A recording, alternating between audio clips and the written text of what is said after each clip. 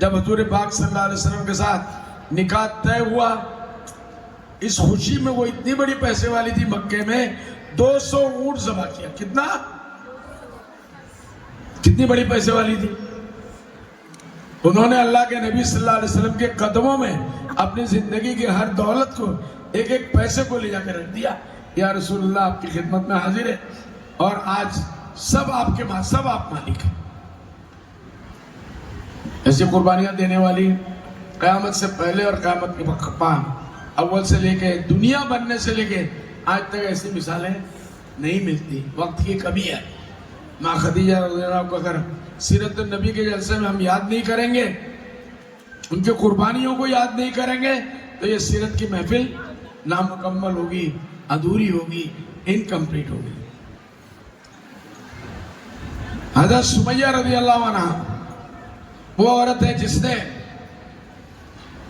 یہ ایک منٹ میں بات کہوں گا، کئی گھنٹوں کی بات ہے۔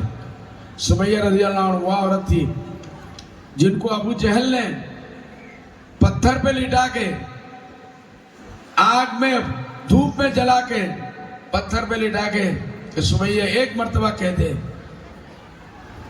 کہ تو نے جو دین مانا ہے اس کا انکار کر دے، ہمارے بتوں کو چھوڑ کے مت جا۔ اور اس عورت کہہ رہی تھی نہیں، احد احد احد، اللہ ایک ہے، اللہ کے سوا کوئی نہیں ہے۔ جیسے بلال رضی اللہ عنہ کا واقعہ آپ لوگوں کو معلوم ہے کہ اللہ ایک ہے، اللہ ہے، اللہ ہے، اللہ ہے۔ ابو جہل سندھ میں آ کے، قریش کا بہت بڑا سردار تھا، اس نے کیا کیا، ایک دن جب اس کا غصہ حد سے بڑھ گیا، اس نے ان کو پتھر پہ لٹایا، تپتی دھوپ میں، آگ میں۔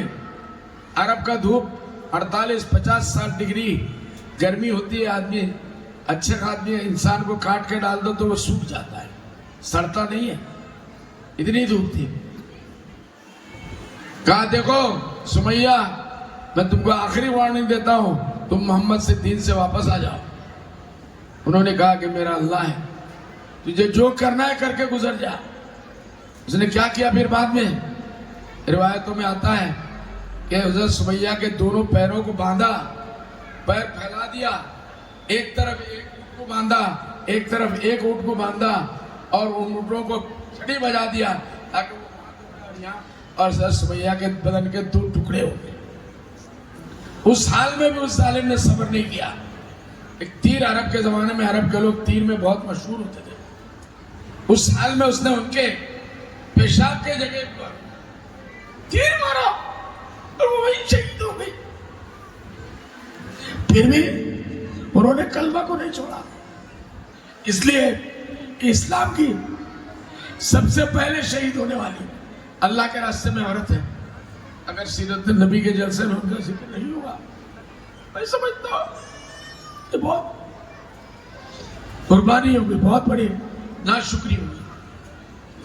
حضرت مریم علیہ السلام، یوسف علیہ السلام کی ماں، نبی، ان کی بھی قربانیاں بہت ہیں۔ اللہ نے قرآن میں ان کا ذکر کیا ہے، بار بار ان کا قرآن میں ذکر کیا۔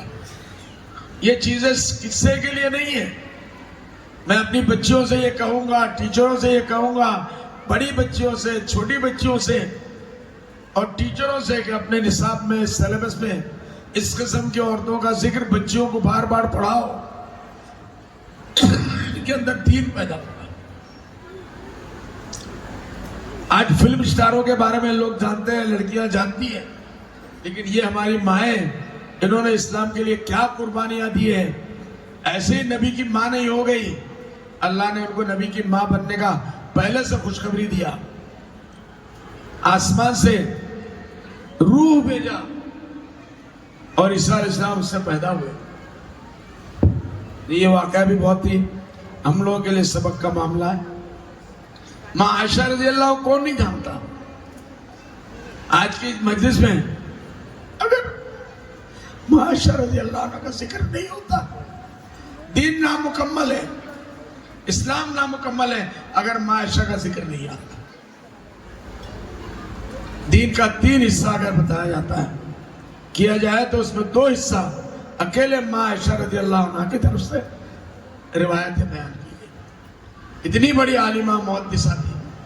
حضور پاک صلی اللہ علیہ وسلم کے بعد 50 سال زندہ رہی اور پورے امت کے بڑے بڑے عالموں کو, بڑے بڑے صحابوں کو انہوں نے دین کی رہنمائی کی. آج بچیاں, یہ بچیاں آپ لوگ ان کو ایسا بنا کے دیجئے, ماں عائشہ کا 1% نمونہ بھی تو بنا دیجئے, خود بھی بن جائیے.